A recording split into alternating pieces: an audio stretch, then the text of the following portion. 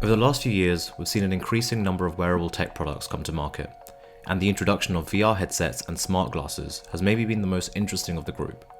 Google kicked off the trend in 2013 with the release of Google Glass, and so many other companies followed. We've had Oculus Rift, Meta Quest, PlayStation VR, Snapchat Spectacles, and most notably Apple Vision Pro, which was announced earlier this year. And the release of Ray-Ban and Meta's second generation of smart glasses is the most recent addition to the wearable tech lineup. So let's dive right into it. What's up guys, this is Shiv and welcome to my video. The first thing that struck me about the glasses was actually the case, as that's the first thing you interact with when it comes out the box. It's got a really nice leather feel to it, it's got Ray-Ban branding on the front, and an LED charging indicator where you would usually have the button to close the case. So you can see the indicator is green, showing that the glasses are fully charged, and when they're charging, the light flashes orange. The flap shuts magnetically, and the case has a nice soft suede finish inside, and more Ray-Ban Meta branding. You actually charge your glasses through the case using the USB-C port. The glasses connect to the case pretty firmly through the two smart connectors inside, and charge to 50% in about 20 minutes. In terms of battery life, the glasses have up to 4 hours of battery, and the case actually provides 8 more charges, so that's up to 36 hours of charge, which I thought was really useful. Then moving on to the glasses themselves. So as you can see, I went for the shiny black Wayfarers with the clear lenses and blue light filter. I was actually really impressed by these the first time I picked them up. They're light, they look the same as normal Ray-Ban Wayfarers, and you honestly can't tell just by holding them that they've got a camera, microphone, speakers and sensors inside them. The frame is of course a little thicker than a normal pair, but wearing them day to day you really won't feel the difference. They come in 2 different styles, so these are the Wayfarers, but there's also the headliner, which is a more rounded shape. 5 different frame colors, 8 lens options if you want the sunglasses, 2 transitions options, and the clear option. In terms of pricing, they start out at £299 or $299 if you want the non-prescription clear lens option, or can go up to £648 or $999 if you opt for prescriptions and all the various add-ons. The smart glasses boast some pretty impressive features. The camera has a 12 megapixel ultra-wide sensor which outputs 1080p photo and video in portrait orientation only. You take a picture by pressing the capture button once, and take a video by holding it and letting go. When you're using the camera, the capture LED on the right side of the glasses glow white, indicating to the people around you that you're recording. It also includes what Ray-Ban are calling open ear audio.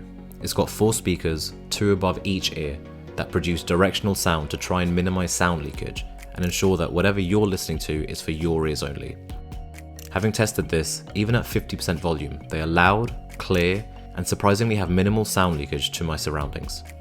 Once you start to increase the volume to 70 or 80%, the leakage does start to increase, but if you're just looking to add some background music to your surroundings or make calls, these are really great for those use cases. There's also a little indicator LED on the inside of the glasses that is visible just out of the corner of my right eye. That lets you know when you get a new notification on your phone, which is a really well thought out location for this feature, as it's not too bright or disruptive to the eyes. Now onto the mics. There's 5 of them. 2 mics on each of the arms and 1 mic inside the nose bridge, which makes sure that your videos have clear sounding audio and the person you're speaking to on your calls can hear you clearly. You control your music using the touchpad on the right arm of the glasses.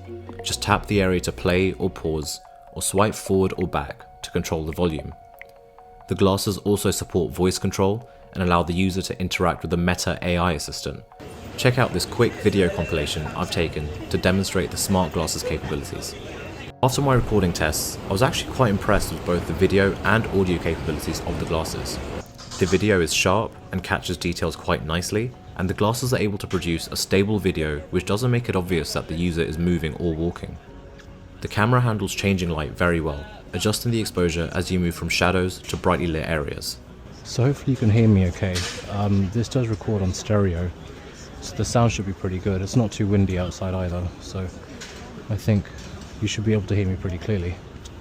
So initially I was very conscious that I was wearing glasses with a camera and a light, but you do honestly just get used to it. It becomes something that is very normal. Because of the 5 mic setup, and especially the mic and the nose bridge, my voice comes through loud and clear and stands out from any surrounding noises and voices. There's definitely a bit of a point of view feel to the recording, and until you watch the video back, you don't actually realise how much your head moves around while you're walking, but I think that adds to the novelty of the recording and makes it look a lot more natural. There is a bit of a wide angle effect on all the footage captured, but I wouldn't say there's a lot of image distortion as a result of that, and it does mimic how we see the world with our peripheral vision. I have to say though, the limitations of the camera become really apparent in low light, and the glasses really struggle to record in the evening. You can see that the camera isn't able to process low light video well at all, and it produces a laggy, noisy video that is similar to phones that came out 10 years ago. I'm not sure whether this is due to the camera's sensors, or the fact that the processor and all the rest of the technology has to fit in such a small form factor, but the results really do speak for themselves. I've also compared the pictures taken using the glasses with pictures taken using the camera on the iPhone 14 Pro Max. These are both 12 megapixel pictures, unedited with HDR off, and the exposure on the iPhone pictures at the time of shooting was unchanged.